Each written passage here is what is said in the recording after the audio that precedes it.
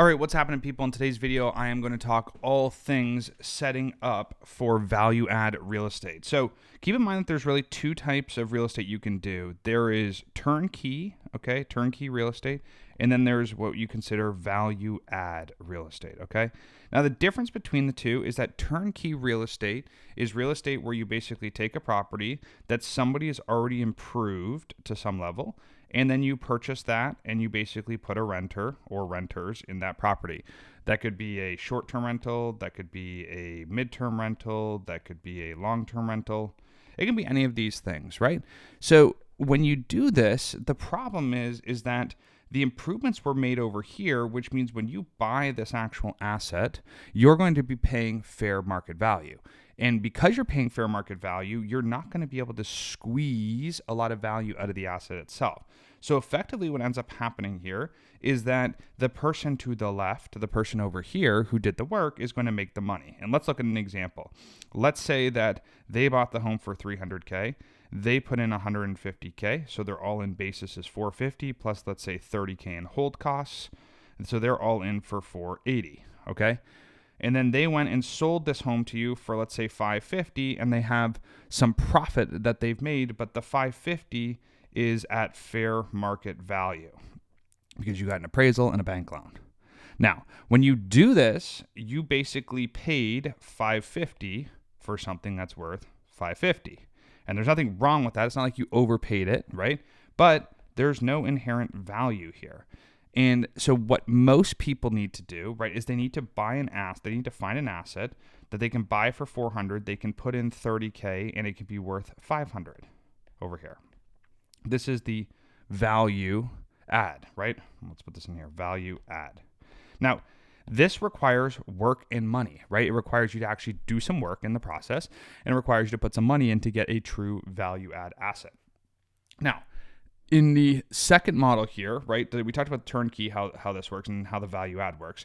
The thing is, there's a world where you can build value quicker. So let's talk about residential. Let's put resi over here versus, let's say, multifamily or commercial or hotel motel, right? Because these are the kind of options.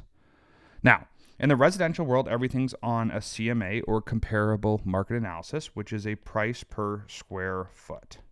So if I buy something that's at $200 a square foot and the average price is $300 a square foot, there is value add, right? And there's value add because I can buy it at this price and sell it at this price. And if it was 1,000 square feet, I'm buying at $200K and I'm selling at $300K.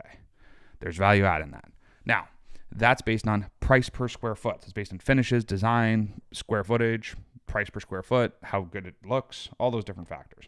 On the multifamily side, it's a little bit different, right? So if you buy a motel, which is something that we've done recently, we've done a couple of these, but if you buy a motel, what you can do is, let's say you buy 30 doors, and let's say you pay approximately $1 million for 30 doors, and you're talking Class B, Class C, something like this in the South.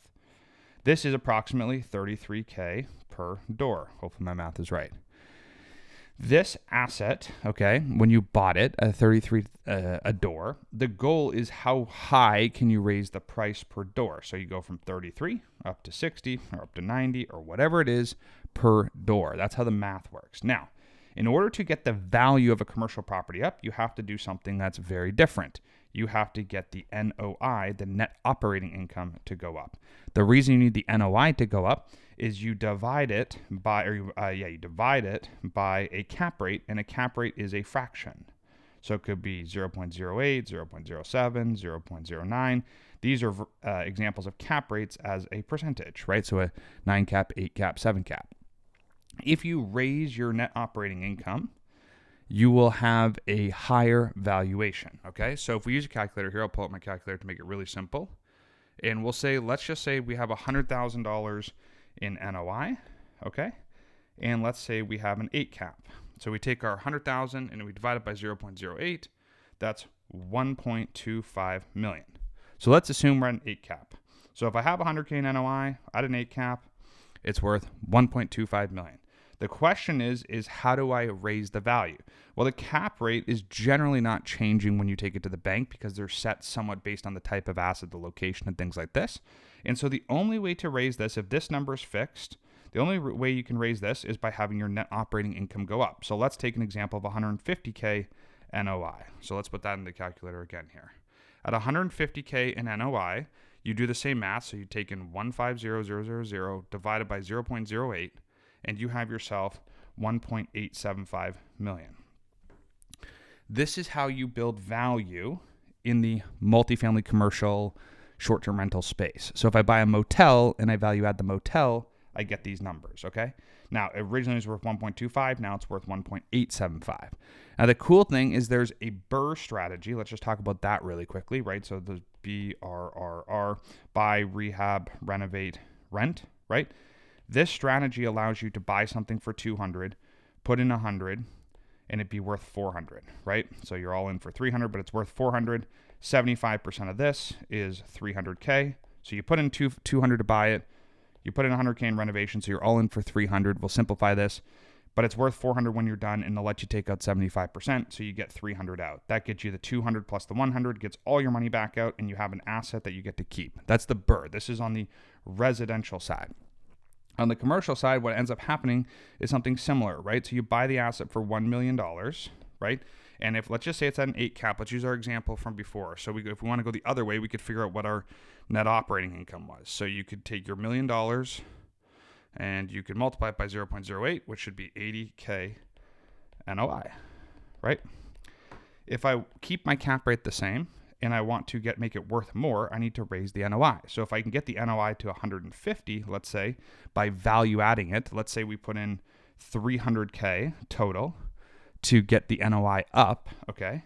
What happens is I bought the asset for 1 million plus 300K, so I'm all in for 1.3 million. So that's our all-in number, right? Now what we're gonna do is we're gonna say 150K is the new NOI at an 8 cap. We'll figure out what the value is. So our value on this asset, we'll do it in the calculator again to make sure we're not wrong, divided by 0.08, we have ourselves 1.875 million. Now, that's the asset value. Remember, typically you can get 75% of this asset, so we go 0.75, which is 1.4 million. 1.4 million pays off the 1.3 million with 100K in your pocket, and remember, this is debt, right? This is debt because you basically refied. So again, that's tax-free. Now, you'd probably gobble up a bunch of costs here with closing costs and things like that. So you probably really wouldn't have much money coming out, but this is the foundation of value add real estate.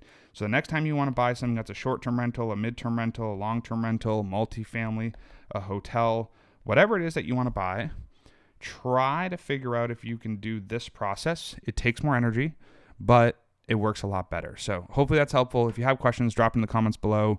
If you want to roast me on some numbers, roast me on some numbers. It is what it is. Thanks for watching.